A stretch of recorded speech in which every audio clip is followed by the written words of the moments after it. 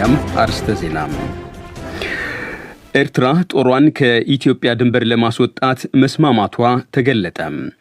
ጠቅላይ ሚኒስትር አብይ አህመድ ኤርትራ ጦሯን ለማስወጣት የተስማማችው ከፕሬዝዳንት ኢሳያስ አፈወርቂ ጋር አስመራ ውስጥ ባደረጉት ውይይት መሆኑን ይፋ አድርጓል። የተባበሩት መንግስታት ድርጅት ሰሜን ትግራይ ውስጥ ይገኙ የነበሩ 2 የኤርትራ ስደተኛ ጣቢያዎች ሙሉ ለሙሉ መውደማቸውን በቦታው ተገኝቶ ማረጋገጡን አስታወቀ። 2ቱ የስደተኛ ጣቢያዎች ውስጥ 20,000 ግድም ከኤርትራ እንደመጡ የሚነገርላቸው ስደተኞች ተጠልለው ይገኙ ነበር ተብሏል። 6ኛው አገራዊ ምርጫ የምራጮች ምዝገባውን ጀምሯል። ከ10 ሚሊዮን በላይ ምራጮች ይመዘገብባቸዋል ተብለው በሚጠበቁት የደቡብና የሲዳማ የምርጫ ክልሎች ዛሬ በከፊል ተከፍተው ምራጮችን ሲመዘግቡ ውለዋል። ከግብጽ መዲና ካይሮ በስተደቡብ 2 የመጓጓዣ ባቡሮች ተላትመው ዛሬ በደረሰው አደጋ ቢያንስ 32 ሰዎች ሞቱ፣ 108 ቆስሏል። የአገሪቱ ፕሬዝዳንት አብደልፋታህ አልሲሲ አደጋው እንዲደርስ ያደረጉ ጥፋተኞች ቅጣት እንደሚጠብቃቸው ዝቷል። ዜናው በዝርዝር። ኤርትራ ጦሯን ከኢትዮጵያ ድንበር ለማስወጣት መስማማቷን ለ2 ቀናት ይፋዊ የሥራ ጉብኝት አስመራ ኤርትራ ትናንት ከሰዓት በኋላ የገቡት ጠቅላይ ሚኒስትር አብይ አህመድ አስታወቁም። ጠቅላይ ሚኒስትሩ ይህንኑ ዛሬ በማኅበራዊ የመገናኛ አውታር ገጻቸው ባሰፈሩት መልእክት ይፋ አድርጓል። ኤርትራ ጦሯን ለማስወጣት የተስማማችው ከፕሬዝዳንት ኢሳያስ አፈወርቂ ጋር አስመራ ውስጥ ባደረጉት ውይይት መሆኑን ጠቅሷል። የኢትዮጵያ ብሔራዊ መከላከያ ሰራዊት የኤርትራን ጦር በመተካት የድንበር አካባቢዎችን እንደሚጠብቅም አስታውቋል።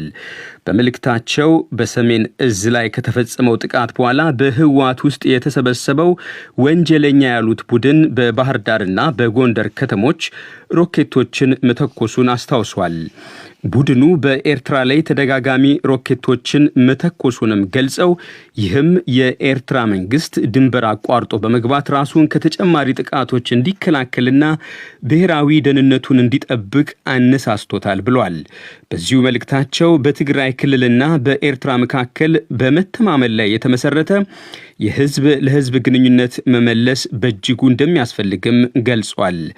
ኤርትራና ኢትዮጵያ በመተማመንና በመልካም ጉርብትና መንፈስ ከ2 ዓመት ከመንፈቅ በፊት የጀመሩትን ግንኙነት እንደሚቀጥሉበትም ጠቅላይ ሚኒስትር አብይ ገልጧል። የተባበሩት መንግስታት ድርጅት ሰሜን ትግራይ ውስጥ ይገኙ የነበሩ 2 የኤርትራ ስደተኛ ጣቢያዎች ሙሉ ለሙሉ መውደማቸውን በቦታው ተገኝቶ እንደተመለከተ የፈረንሳይ ዜና አገልግሎት ዘገበ። የድርጅቱ የስደተኞች ጉዳይ ቃል አቀባይ ቦሪስ ቼሺርኮቭ ከጄኔቫ ዛሬ ለጋዜጠኞች እንደተናገሩት የሺምቤላና ሕጻጽ የስደተኞች ጣቢያዎች የተገኘው የተባበሩት መንግስታት ድርጅት ቡድን 2ቱም ጣቢያዎች ሙሉ ለሙሉ መውደማቸውን መመልከቱን ገልጧል። በስፍራው የነበሩ የሰብአዊ እርዳታ ቁሳቁሶች መዘረፋቸውና መመዝበራቸውንም አክለው ጠቅሷል። ከተባበሩት መንግስታት የሰብአዊ እርዳታ ማስተባበሪያ ጽሕፈት ቤት ልዑክ ጋር ቦታውን በተመለከትንበት ወቅት 2ቱም የስደተኛ ጣቢያዎች ሙሉ በሙሉ ወድመው አግኝተናቸዋል። የሰብአዊ መርጃ ቁሳቁሶች በሙሉ ተዘርፈዋል።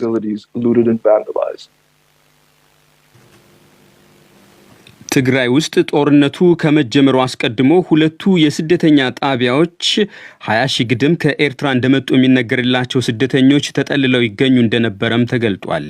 2ቱን ጣቢያዎች የመዘበርና ያወደማቸው የትኛው ኃይል እንደሆነ ግን የተባበሩት መንግስታት ድርጅት አልገለጠም። በጣቢያዎቹ የነበሩ የኤርትራ ስደተኞች ጣቢያውን ጥለው መሄዳቸውና በአሁኑ ወቅት ያሉበት ሁኔታም የተባበሩት መንግስታት ድርጅት የስደተኞች መርጃን እጅግ እንደሚያሳስበው ቦሪስ ቼሺርኮቭ ተናግሯል። 6ኛው አገራዊ ምርጫ የምራጮች ምዝገባውን ጀምሯል። ከ10 ሚሊዮን በላይ ምራጮች ይመዘገብባቸዋል ተብለው በሚጠበቁት የደቡብና የሲዳማ የምርጫ ክልሎች ዛሬ በከፊል ተከፍተው መራጮችን ሲመዘግቡ ውሏል። በብሔራዊ ምርጫ ቦርድ የደቡብና የሲዳማ ክልሎች ምርጫ ጽሕፈት ቤት አስተባባሪ አቶ ፍሬው በቀለ በመጪው ግንቦት ወር ለሚካሄደው አገራዊ ምርጫ በሁለቱ ክልሎች 8281 የምርጫ ጣቢያዎች መከፈታቸውን ተናግሯል። በእነኚሁ የምርጫ ጣቢያዎች ከ24000 በላይ የምርጫ አስፈጻሚዎች ሰልጥነው እንዲደለደሉ መደረጉንም አስተባባሪው ገልጧል። ይሁን እንጂ መረጃዎች እንደሚጠቁሙት የመራጮች ምዝገባው የሐዋሳ ከተማና የጉራጌ ዞንን ጨምሮ በተወሰኑ የክልል ከተሞችና ዞኖች ብቻ ነው በከፊል የተጀመረው። በተቀሩት አካባቢዎች ግን በቦርዱ የጊዜ ሰሌዳ መሰረት ከትናንት ጀምሮ መከናወን የነበረበት የመራጮች ምዝገባ እስካሁን አለመጀመሩን በስፍራው የሚገኘው የዶቼ ቬሌ ዲደብሊው ዘጋቢ አረጋግጧል። በቦርዱ የደቡብና የሲዳማ ክልሎች ምርጫ አስተባባሪ አቶ ፍሬው በቀለ ቀጣዩን ብሏል። አሁን ምንድነው ቁሳቁሶች ከማሰራጨት አንፃር በተወሰነ ደረጃ ላይ የመንጠባጠብ ነገር ይታያል። እሱም ቢሆን በዚህ በአንድና በግማሽ ቀን ውስጥ የሚያልቅ ይመስለኛል። አሁን መንገድ ላይ ያሉ ቀድሞ የመጡ አሉ። እነኛ ተወሰነ ደረጃ ላይ ክፍተት ሊፈጥሩ ይችላሉ። ለምሳሌ እንደ ደቡብ ክልል ጉራጌ ዞን ቀርበው ገብተዋል፣ እየተሰራጨ ነው አለው። ሲዳማና የመሳሰሉት ደግሞ መንገድ ላይ ናቸው። እነኚህ የተሰራጩ ናቸው አሉት። በአጭር ጊዜ ውስጥ በዛሬና በነገ ውስጥ ተጠናቆ ይገባል ብለን እንጠብቃለን ማለት ነው። በእነ አቶ ስብሐት ነጋ መዝገብ ህገ መንግስታዊ ስርዓትን ለመናድ በመነሳትና የሰሜን እዝ ላይ ጥቃት በማድረስ የተከሰሱ 42 ተጠርጣሪዎች በትግራይ ክልል ፍርድ ቤት እንዲዳኙ ያቀረቡት ጥያቄ ተቀባይነት ሳያገኝ ቀረም። የተከሳሾች ጠበቃ ታደለ ገብረመድን የተከሳሾችን ጉዳይ የመመልከት ስልጣን ያለው ተከሳሾች ድርጊቱን ፈጽመዋል በተባለበት ቦታ የሚገኝ ፍርድ ቤት ቢሆንም ዳኛው ጥያቄውን አለመቀበላቸውን ለዶቼ ቬሌ ተናግሯል። የተከሳሾች ጠበቃ እንዳሉት አቃቢ ህግ ክሱን ማቅረብ ያለበት ድርጊቱ እንደተፈጸመ በተነገረበት ቦታና ተያዙ በተባለበት ትግራይ ክልል ነው ሲሉም አክሏል። የሰሜን እዝ ጥቃት በመፈጸምና ህገ መንግስቱን በኃይል የመናድ የሚል ነው ያቀረበው። ስለዚህ ህገ መንግስቱ በኃይል የመናድና ተያዝበት የተባለ ቦታ ትግራይ ክልል መሆን ነው የሚያስፈልገው። ስለዚህ ይሄ ከሆነ የዳኛውን ስልጣን በተመለከተ ዳኛው ሊያይልን አይገባም የሚል ነው። ዳኛው ማየት አለብን የሚል ነው ያስተላለፉት ውሳኔ። ተከሳሾቹ ዳኛ እንዲቀየር ያቀረቡት ጥያቄን በተመለከተ ውሳኔው አግባብነት አለው የለውም የሚለውን ሬጅስትራር ጽሕፈት ቤት ትዕዛዝ እስኪሰጥ መዝገቡ ለጊዜው ያለ ቀጠሮ መዘጋቱንም የአዲስ አበባ ወኪላችን ዮሐንስ ገብረ እግዚአብሔር የላከልን ዘገባ ይጠቁማል። በዜና መጽሔትም ተጨማሪ ዝርዝር ዘገባ ይኖረናል። ይህ ከቦን ከተማ የራይን ወንዝ አቅራቢያ የሚያሰራጨው የዶቼ ቬሌ ዲደብሊው ሬዲዮ ነው። ከግብጽ መዲና ካይሮ በስተደቡብ 2 የመጓጓዣ ባቡሮች ተላትመው ዛሬ በደረሰው አደጋ ቢያንስ 32 ሰዎች ሞቱ። የባቡሩ አደጋ የደረሰው ሶሃግ በምትሰኘው ደቡባዊ አውራጃ ውስጥ ነው። የአደጋው ምክንያት የተወሰኑ የባቡር ፉርጎዎች ሀዲዳቸውን በመሳታቸው እንደሆነ የግብጽ መገናኛ ብዙሃን ዘግቧል። የግብጽ የጤና ሚኒስቴር ይፋ እንዳደረገው በባቡሮቹ ልትሚያ 32 ሰዎች ሕይወታቸውን ከማጣታቸው በተጨማሪ 108 ሰዎች የመቁሰል አደጋ ደርሶባቸዋል። ጉዳታቸውም ከመበለዝ አንስቶ ስብራትና ቁስላት መሆኑም ተጠቅሷል። የግብጽ መንግስት የባቡር ባለስልጣን አደጋው የተከሰተው ከሁለቱ በአንደኛው ባቡር ፉርጎዎች ውስጥ የነበሩ ሰዎች የአደጋ ጊዜ መሳሪያዎችን በመጠቀም ባቡሩን በማስቆማቸው ነው ብሏል። ከዚያም በኋላ ሲምዘገዘግ የመጣው ባቡር ከቆመው ባቡር ጋር ተላትሞ አደጋ መከሰቱ ተገልጧል። የግብጽ ፕሬዝዳንት አብድልፋታህ አልሲሲ ለሟች ቤተሰቦች መጽናናትን ተመኝተው ጥፋተኞች ቅጣት እንደሚጠብቃቸው ዝቷል። ጀርመን ውስጥ የኮሮና ተዋሲ ስርጭት ከፍተኛ የሚባለው ደረጃ ላይ መድረሱ ተገለጠ። ምናልባትም በስርጭቱ 3ኛ ዙር ከሚቀጥለው ወር አንስቶ በቀን 100,000 ሰዎች በኮሮና ተዋሲ ሊያዙ እንደሚችሉ የአገሪቱ ጤና ሚኒስትር የንስ ሽፓን አስጠንቅቋል። የጀርመን የጤና ባለሙያዎች B117 በተሰኘው ልውጡ የኮሮና ተዋሲ ምክንያት ቀጣዩ ዙር የኮሮና ወረርሽኝን ለመቀልበስ እጅግ አዳጋች ነው ብሏል። ሮበርት ኮህ የበሽታ ጥናትና ምርምር ተቋም በበኩሉ ዛሬ እንዳስታወቀው በ24 ሰዓታት ውስጥ ብቻ 21573 ሰዎች በኮሮና ተዋሲ ተጠቅቷል። ይህም ካለፈው ሳምንት አርብ በ4000 የሚበልጥ ነው ተብሏል። 183 ሰዎች ከኮቪድ-19 ጋር በተያያዘ ታመው ሕይወታቸውን ማጣታቸውንም ሮበርት ኮህ ዘግቧል። ፍራንክፉርተር አልገማይን የተባለው ዕለታዊ ጋዜጣ እንዳተተው ከሆነ ደግሞ የጀርመን መንግስት ልውጥ የኮሮና ተዋሲ በፍጥነት የተዛመተባት ፈረንሳይን የተዋሲው ከፍተኛ ስርጭት አካባቢ በማለት ሊሰይም መሆኑ ተዘግቧል። በመጨረሻም የስፖርት ዜና የማዳጋስካር ቡድንን በአፍሪካ ዋንጫ ማጣሪያ የዙር ውድድር ባሳለፍነው ረቡዕ ባህር ዳር ከተማ ውስጥ 4-0 ያሸነፈው የኢትዮጵያ ብሔራዊ የእግር ኳስ ቡድን ዛሬ ወደ አይቮሪ ኮስት አቅንቷል። ብሔራዊ ቡድኑ የማጣሪያ መርሃ ግብሩ የመጨረሻ ግጥሚያውን የፊታችን ማክሰኞ ኦሎምፒክ አላሳን ዋታራ ስታዲየም ውስጥ ለማከናወን ዛሬ ርዕሰ መዲና አቢጃን ገብቷል። ሲን ሆቴል እንዳረፈም የኢትዮጵያ እግር ኳስ ፌዴሬሽን ከጥቂት ደቂቃዎች በፊት በፌስቡክ ገጹ ይፋ አድርጓል። ተጋጣሚው አይቮሪ ኮስት በ7 ነጥብ የሁለተኛ ደረጃ ላይ ይገኛል። እንደ ማዳጋስካር 5 ጨዋታዎችን ያከናወነችው ኢትዮጵያ በ9 ነጥብ ምድቡን ትመራለች። 3 ነጥብ ይዛ የምድቡ መጨረሻ ላይ የምትገኘው ኒጀር እና አይቮሪ ኮስት 4 ጨዋታዎችን አከናውኗል። ይህ ዶቼ ቬሌ ለቶ 4 ርዕሰ ጉዳዮችን በትንታኔ እናስደምጣቸዋለን። አድማጮቻችን ከትግራይ መቀሌ በወደ ደረሰን ቀዳሚ ጉዳያችን እንለፍ። በትግራይ ክልል የዜጎች መፈናቀል አሁንም መቀጠሉና የሰብአዊ ድጋፍ አቅርቦት እጥረት ማጋጠሙ ተገለጸም። በክልሉ በተለይም በሽሬ ከተማ ብቻ ከ300 ሺህ በላይ ተፈናቃዮች በከፋ ሁኔታ ውስጥ ይገኛሉ ተብሏል። የትግራይ ጊዜያዊ አስተዳደር ሁኔታውን ለመቆጣጠር የዓለም አቀፍ ለጋሽ ድርጅቶች ድጋፍ ያድርጉ ብሏል። ተፈናቃዮችን ወደ ቀደመው መኖሪያቸው ለመመለስም ፖለቲካዊ ውሳኔ ይጠይቃል ብሏል። ሚሊዮን ኃይለስላሴ ከመቀሌ ተከታዩን ዘገባ ልኮልናል።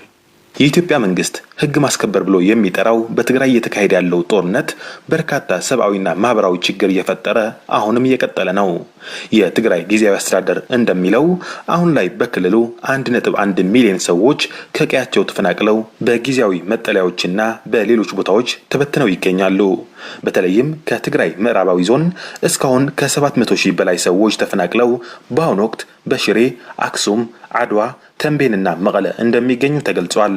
መረጃዎች እንደሚያመለክቱት በሽረ ከተማ ብቻ አሁን ላይ 300 ሺህ ገደማ ተፈናቃዮች በትምህርት ቤቶችና ሌሎች ቦታዎች ተጠልለው ይገኛሉ። ከ2 ወራት በፊት ከትግራይ ምዕራባዊ ዞን ተፈናቅሎ ሽሮ የሚገኘው ብርሃነ ካሳይ በትላንትናው ዕለትም የ91 ዓመት እናቱ ጨምሮ ሌሎች ቀሪ ቤተሰቦቹ ከቆራሪት አካባቢ ተፈናቅለው መምጣታቸው ይናገራል።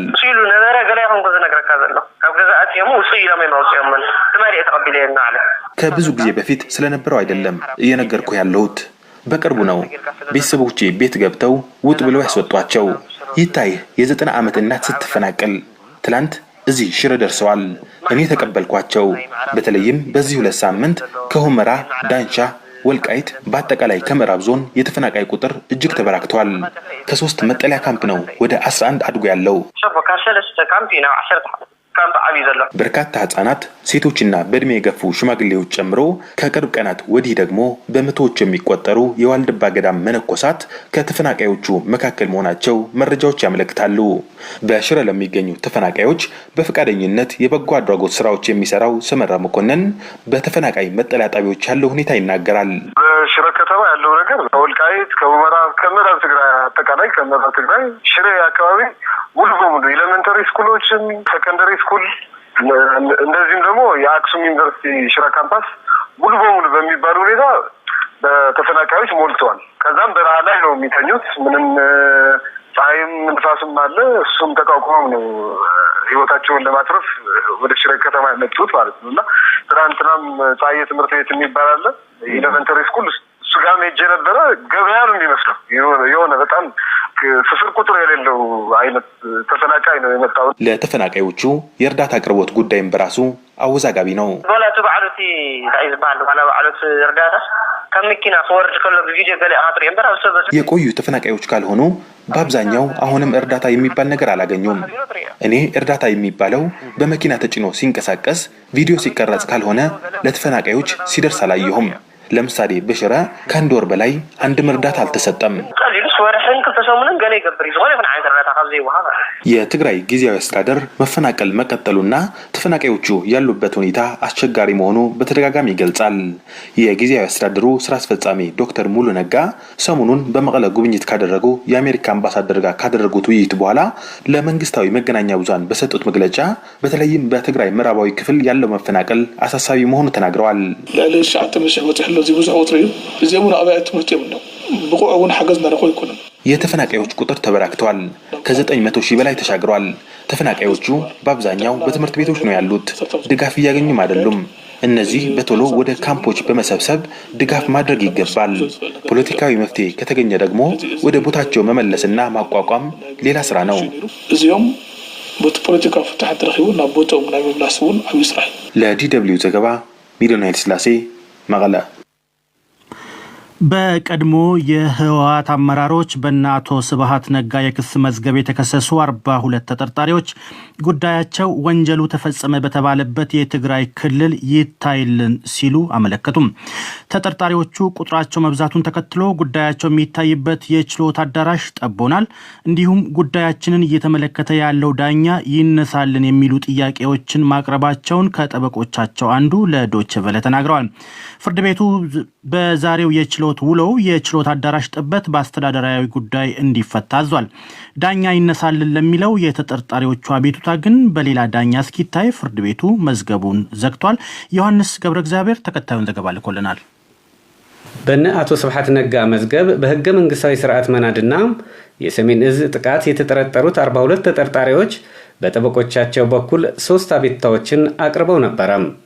የችሎቱ አዳራሽ ጥበት፣ የፍርድ ቤቱ ጉዳዩን የማየት ስልጣን ማለትም ጉዳዩ ተፈጸመ የተባለው ትግራይ ክልል ስለሆነ በክልሉ ፍርድ ቤት ልንዳኝ ይገባል የሚልና በፖሊስ የምርመራ ቀጠሮ ጊዜ ጉዳዩን ይመለከቱት የነበሩ ዳኛ ከችሎቱ ይነሱ የሚሉ እንደነበረ ጠበቃ ታደለ ገብረመድህን ለዲደብሊው ተናግረዋል።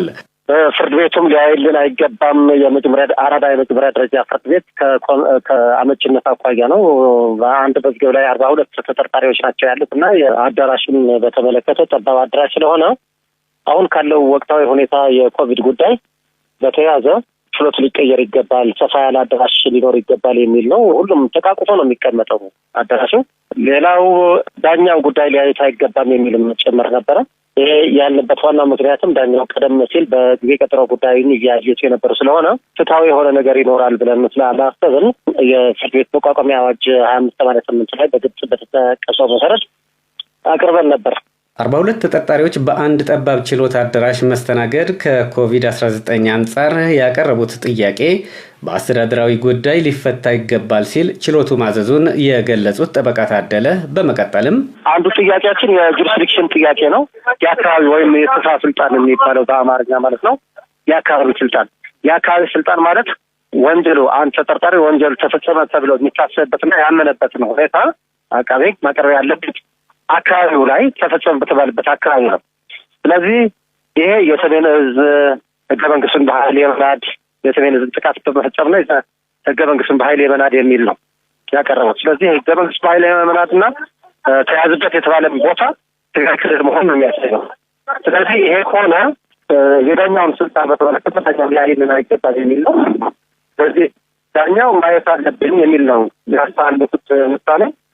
ግን በሌላም ዳኛ መታየት ስላለበት ሁለታቸው ያሉትን ውሳኔ የሰጡትን ትዕዛዝ አግባብነት አለው የለውም የሚለውም መወሰን ስላለበት በዚህ ስራ ይሄን መርቶ ትዕዛዝ ያሰጠበት ተብሎ ነው የተሰጠው። ጉዳዩን የያዙት ዳኛ ከችሎቱ መነሳት አይገባኝም ብለው የተከራከሩ በመሆኑ በዚህ ላይ ውሳኔ ሳይሰጥበት ሌሎች አቤቱታዎችን ማየት ስለማይቻል ሬጅስትራር ጽሕፈት ቤት የዳኛው ጉዳይ በሌላ ዳኛ አስወስኖ እስኪቀርብ ድረስ መዝገቡ ለጊዜው ያለ ቀጠሮ መዘጋቱን ነው ጠበቃ ታደለ ገብረመድህን ያብራሩት። ከጠበቃ ታደለ ገብረመድህን ጋር ቃለ መጠይቅ ከማድረጋችን በፊት ቀደም ብሎ ፋና ሬዲዮ ባወጣው ዘገባ የዳኛ ይነሳልኝ ጥያቄያቸው ፍርድ ቤት ውድቅ አድርጎታል ይላል። እውነቱ የትኛው ነው አልናቸው ጠበቃ ታደለ ገብረመድህንን። እንዳገኙት እኔ አላውቅም። እኔ ግን እዛ በነበርንበት ስለ ስርዓቱም ህጉ ጭምር የሚፈቅደው ይነሳልኝ ብለህ ስታቀርብ መነሳት አለበት የለበትም የሚለው ሌላ ዳኛ ራሱ አልነሳም ካለ ሌላ ዳኛ ደግሞ መነሳት አለበት ወይስ የለበትም የሚል ወደ ሬጅስትራር ይመራና ከዛ ሬጅስትራር ወደ ሌላ ዳኛ አስመርጦ ሌላ ዳኛ የሚሰጠው ትዕዛዝ መሰረት አድርጎ ይመለሳል የሚል ከሆነ ትዕዛዝ ይሰጥበታል፣ ይመለሳል። አይመለስም የሚል ከሆነ ደግሞ አይመለስም። ውድቅ አድርጎታል ግን አይደለም መሆን ያለበት።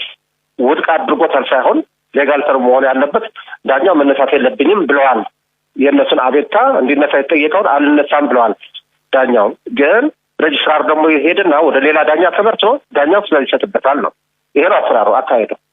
ለዲደብሊው ዘገባ ዮሐንስ ገብረ እግዚአብሔር ነኝ ከአዲስ አበባም። ላለፉት 6 ዓመታት በየመን በርካቶችን ለሞት ለረሃብና ለበሽታ የዳረገ አስከፊ ጦርነት ተካሂዷል። ከተፋላሚ ኃይሎቹ አንዷ የሆነችው ሳዑዲ አረቢያ የሰላም እቅድ አቅርባለች። የሳዑዲው የውጭ ጉዳይ ሚኒስትር ልዑል ፈይሰል ቢን ፋርሃን አልሳዑድ ሰሞኑን እንዳስታወቁት በተባበሩት መንግስታት ቁጥጥር በመላ ሀገሪቱ የተኩስ አቁም ስምምነት እንዲደረግ ሀገራቸው እቅድ አላት። ተንታኞች ግን የሰላም ስምምነት ተደረሰ ማለት ጦርነቱ ያበቃል ማለት አይደለም ይላሉ።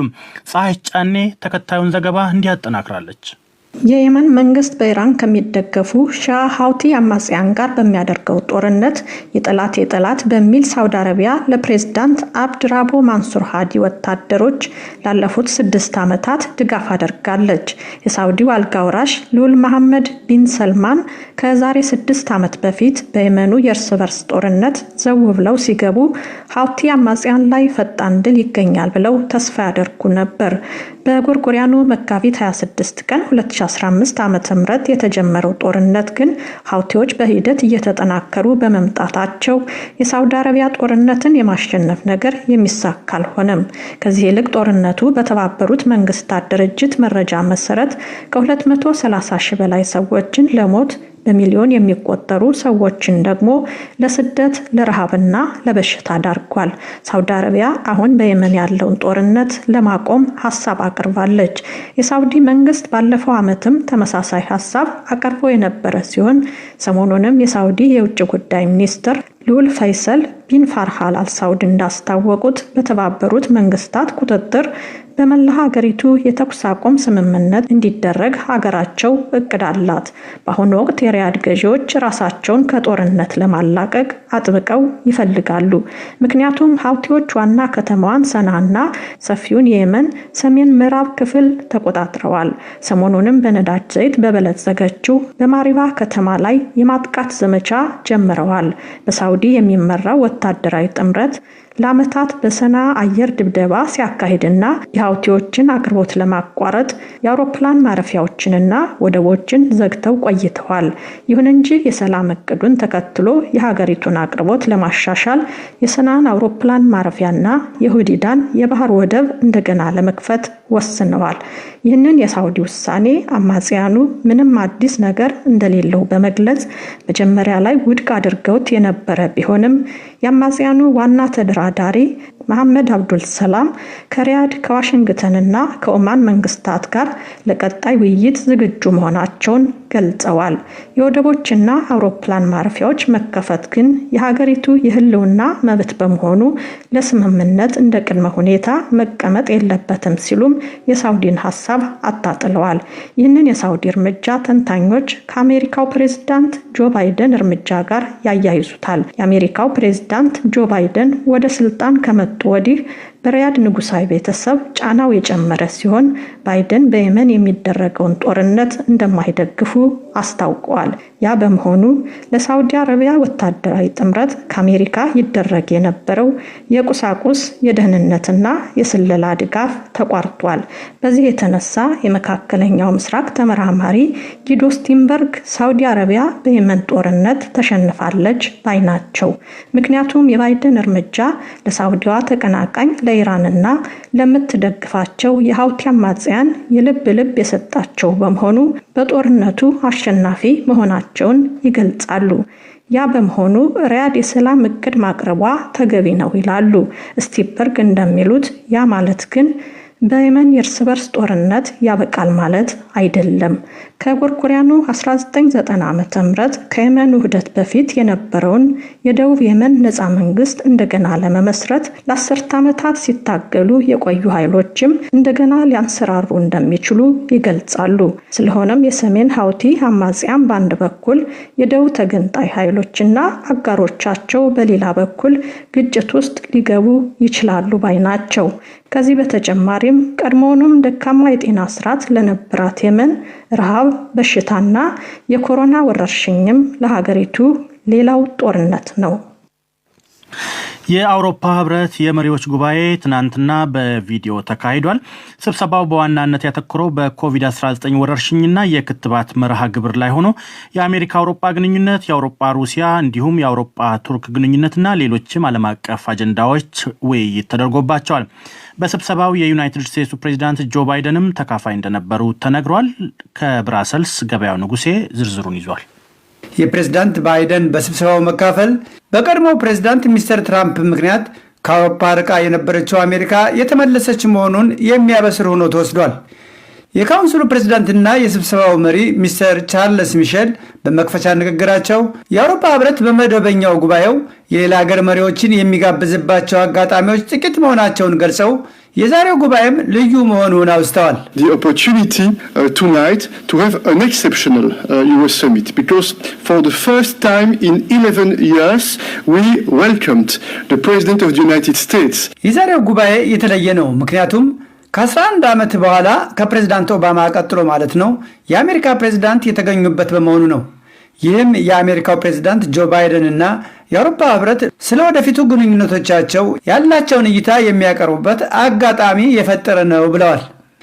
ፕሬዝዳንት ባይደን በበኩላቸው አሜሪካ ከነባር አጋሯ የአውሮፓ ህብረት ጋር የኮቪድ ወረርሽኝን ለመከላከልና ለማስወገድ በሚደረገው ጥረት በአየር ንብረት ለውጥና በዓለም አቀፍ ሰላምና ደህንነት ጉዳዮች በጋራ የምትሰራ መሆኑን የገለጹ ሲሆን የአውሮፓ ህብረት መንግስታትም ከአሜሪካ ጋር በበርካታ ዓለም አቀፍና ሁለትዮሽ ጉዳዮች በጋራ የሚሰሩ መሆኑን በመግለጽ ለፕሬዝዳንቱ ያላቸውን ድጋፍ ገልጸዋል። መሪዎቹ ጉባኤ በዋና አጀንዳው የኮቪድ ወረርሽኝና የክትባት ምርትና ስርጭት ጉዳዮች በስፋት ተወያይቶ የበሽታውን ስርጭት ለመግታትና ክትባትን በስፋት ለመስጠት በሚቻልባቸው ሁኔታዎች ላይ መመሪያዎችን አስተላልፏል። የእስካሁኑ የክትባት አፈጻጸም ችግር የነበረበት መሆኑን የገመገሙት የህብረቱ መሪዎች ክትባቱ በስፋት የሚሰጥበትን አቅጣጫም አስቀምጠዋል። አገሮች የተዋሲውን ስርጭት ለመከላከል እየወሰዷቸው ያሉ እርምጃዎች እንዳሉ ሆኖ ክልከላዎቹና የቁጥጥር እርምጃዎቹ ሲነሱም ቀስ በቀስና በቅንጅት እንዲሆን ማሳሰቢያ ተሰጥቷል። የአውሮፓ ኮሚሽን ፕሬዝዳንት ወይዘሮ ኡርሱላ ቮንደር ሌየን በአሁኑ ወቅት የክትባቱ ሂደት እየተፋጠነና ለውጥም እየታየበት መሆኑን ገልጸው እስካሁን የነበረውን የክትባቱን ሂደትም አስረድተዋል። Vaccination is now finally progressing steadily. We have 88 million doses that have been delivered so far. አሁን የክትባቱ ሂደት እየተሻሻለና ለውጥ እየታየበት ነው። እስካሁን 88 ሚሊዮን ብልቃጦች ወይም ዶስ ታድለው 62 ሚሊዮን የሚሆኑ ተሰጥተዋል። በዚህም በአውሮፓ ህብረት በአጠቃላይ 18.2 ሚሊዮኖችን ሁለት ጊዜ ክትባት እንዲያገኙ ለማድረግ ተችሏል ብለዋል። የክትባቱ ሂደት በተፈለገው መጠን ሊሄድ ያልቻለው ኩባንያዎች በሁለታቸው መሰረት ማቅረብ የሚገባቸውን የክትባት መጠን ባለማቅረባቸው መሆኑን የገለጹት ወይዘሮ ቮንደር ሌየን አሁን ግን አዳዲስ አሰራሮችን በመዘርጋትና ምርቶችንም በመጨመር ለውጥ የተደረገ በመሆኑ እስከ በጋው መጨረሻ 70 ከመቶ የሚሆነው የህብረቱ ህዝብ ክትባት እንደሚያገኝ እርግጠኛ ሆነው ተናግረዋል። ኮሚሽኑ ከህብረቱ ወደ ሌሎች ሀገሮች በተለይም ወደ ብሪታንያ የሚላኩ ክትባቶችን ወደ ህብረቱ የሚመጡት እስካልደረሱት ድረስ ሊያግድ ይችላል በማለት አቅርቦት የነበረውን ሀሳብ ጉባኤው የመከረበት ቢሆንም ህብረቱ ለሌሎች ሀገሮች የሚላኩ ክትባቶችን እንደማያግድ ግን ደግሞ ኩባንያዎች ለህብረቱና አባል ሀገሮች የገቡትን ውል በማክበር ምርታቸውን በወቅቱና በትክክል ማቅረብ እንዳለባቸው አሳስቧል። የክትባት ሰርቲፊኬትን ወይም ፓስፖርትን በሚመለከትም የመሪዎቹ ጉባኤ ሀሳቡ ዜጎች በነፃና ያለ ስጋት ሊዘዋወሩ የሚችሉበት አሰራር መሆኑን በማመን ኮሚሽኑ በቀጣይ ዝርዝር ሁኔታዎችን አካቶና ጥንቶ እንዲያቀርብ በማሳሰብ ከወዲሁ ግን ዋናውና ወሳኙ ስራ ክትባቱን በማፋጠን የተዋሲውን ስርጭት መግታትና ወረርሽኙን ማስወገድ መሆኑን አስታውቋል። የመሪዎቹ ጉባኤ ከቱርክ ጋር ያለው ግንኙነት ሊሻሻል የሚችልባቸውን ፕሮግራሞች ኮሚሽኑ አሁን ካለው ሁኔታ አንጻር ገምግሞ እንዲያቀርብም አሳስቧል። ከሩሲያ ጋር ስለሚኖረው ግንኙነት ግን በመጪው ሰኔ ወር ምናልባትም በአካል በሚደረግ የመሪዎች ጉባኤ በጥልቀት የሚመከርበት መሆኑ ተገልጿል። ገበያው ንጉሴ ለዲዳብሊው ብራስልስ። በተከታይነት ደግሞ የፊታችን እሁድ የሚተላለፈውን የውይይት ዝግጅታችንን ላስተዋውቃችሁ። የኢትዮጵያ መንግስት ትግራይ ውስጥ ህግ ማስከበር ባለው ወታደራዊ ዘመቻ ከቀድሞው የትግራይ ገዢ ፓርቲ ህወሓት ጋር የገጠመው ጦርነት ያደረሰው ጥፋትና ውጤቱ የዓለም ርዕስ እንደሆነ ነው። በጦርነቱ በርካታ ሰላማዊ ሰዎች ተገድለዋል፣ ተሰደዋል፣ ከፍተኛ የሰብአዊ መብት ጥሰት ተፈጽሟል የሚለው ዘገባ ደግሞ በኢትዮጵያ መንግስት ላይ ዓለም አቀፍ ጫና አስከትሏል። በተቃራኒው ዓለም አቀፉ ማህበረሰብ ለትግራዩ ጦርነትና ጥፋት የሰጠውን ያህል ትኩረት በሌሎች አካባቢዎች ለሚደረጉ ግጭትና ጥቃቶች ትኩረት አልሰጠም የሚል ወቀሳም ይሰማል። የዚህ ሳምንቱ ውይይት የዓለም አቀፉ ማህበረሰብ ጫና፣ የኢትዮጵያ መልስና አጠቃላይ ሰላሟን ይዳስሳል። በውይይቱ ከተነሱ ሀሳቦች መካከል ጥቂቶቹን እናሰማችሁ። በተለይም ደግሞ መንግስት እስከ መጨረሻው ሰዓት ድረስ እየዋሸ በቆየበት የኤርትራ ሰራዊት ገብቶ ንጹሃን ዜጎች ላይ ጥቃት አድርሷል የሚባሉ ሪፖርቶች ከመሬት እየመጡ እስከ መጨረሻው ሰዓት ይክድ በነበሩ በመንግስት ኃላፊዎች አንጻር የዓለም አቀፍ ተቋማት በተለይ የሰብአዊ መብት ድርጅቶች የዓለም አቀፍ የተባበሩት መንግስታት ጭምር ደጋግሞ ያቀረባቸው ውትወታዎች፣ ጫናዎች ትክክለኛ ስራቸውን የሰሩት በሰው ሀገር ላይ ገብቼ ወጥ ካልሰራው ካላማሰልኩ ቡና ካላፈላው የሚመስል የእንትና ሚሊሻ ከእንትና ክልል የእንትና ሚሊሻ ከእንትና ክልል የሚመል የኢትዮጵያ መንግስት አስተዳዳሪና የኢትዮጵያ መንግስት እጅ ጠምዛዥ የሚመስል የፖለቲካ ጣልቃ ገብነት ግን ተገቢ ነው ብዬ አልወስድም። ነጋሽ በጣም ውስጥ ገብተው ተጽዕኖ የማሳደር የሚለው ነገር መታየት ያለበት የግጭቱ ተካፋዮች ከሚለው አንጻር ነው። የግጭቱ ተካፋዮች አንዶች አይደለም። የኢትዮጵያ መከላከያ ሰራዊት ከትግራይ በቲፒኤልኤፍ ስር ከሚመሩት ሰራዊት ጋር ብቻ አይደለም ግጭቱ የኢትዮጵያንም ሉዓላዊነት ጭምር የገረሰሰ ኤርትራንም ያካተተ ግጭት ነው። በከፍተኛ የጦር መሳሪያዎች የተደገፈ ውጊያ ጦርነት ያልተባለ ምን ሊባል ነው? ግን ትልቁ ችግር ምንድነው? ሚሽኑ የህግ ማስከበር ስራ ነው ተብሎ ትርክቱን በመንግስት በኩል እንደዛ ስለተሰራ ሁላችንም ያንኑ ዘፈን እንድንዘፍን አይነት ነገር ነው የተሞከረው። አሁን ኢትዮጵያ ያለችበት ችግር መሰረቱ የፖለቲካ አመራር ውድቀት ነው። በሂደቱ ላይ ስልጣን ስለሚጨመርበት እኮ ነው። የመነጋገር ባህል ችግር ያለብን አይመስለኝም። ነገር ግን ከዛ ያፈነገጠ የፖለቲካ ባህል በአገራችን ላይ ሰፍኗል። ሙሉ ውይይቱን ነጋሽ መሐመድ መርቶታል። እሁድ ከዜና ቀጥሎ ጠብቁት። አድማጮች፣ ወደ ሳምንታዊ ዝግጅቶቻችን ምዕራፍ